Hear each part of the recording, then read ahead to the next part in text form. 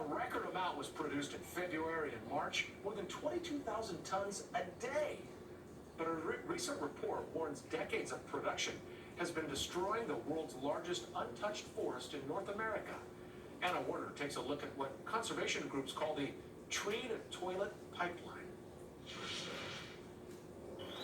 We're visiting Labrador, Canada, with Valerie Courtois, a member of the indigenous Innu Nation.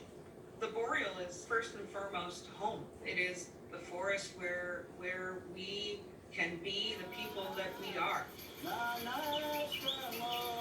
Indigenous peoples like hers have traditionally relied on the forest and its woodland caribou for food and spiritual sustenance. But she says both are threatened. We often say caribou and Innu are one, and if the caribou were to disappear, I honestly don't know what would become of the Innu people.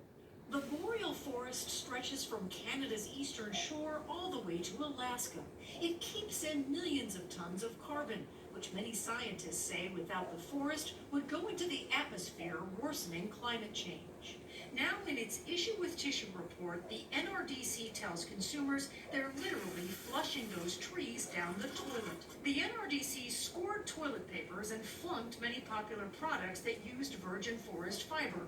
Quilted Northern, Angel Soft, Costco's Kirkland brand, Charmin Ultra, Scott 1000, and Cottonelle Ultra all scored Fs.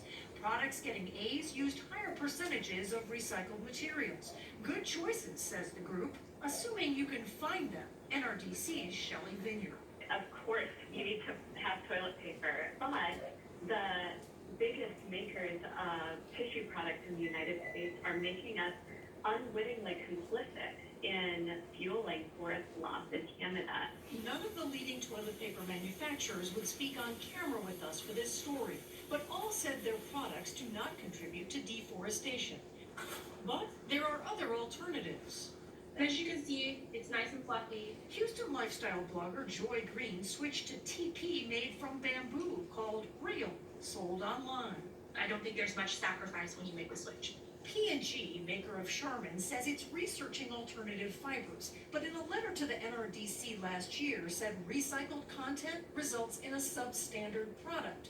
In the report, NRDC accuses P&G of green flushing, misleading the public with green claims.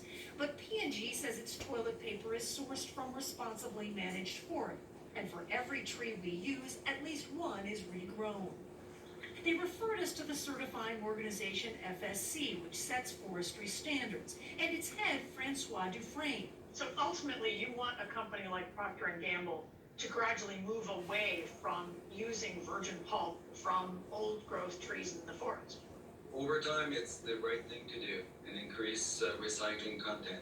Kimberly Clark, maker of Scott and Cottonelle, said it will reduce its use of virgin forest fiber by 50% by 2025 by using recycled fiber. Georgia Pacific, maker of Quilted Northern and Angel Soft, said it ensures fiber is responsibly sourced. Costco would not comment.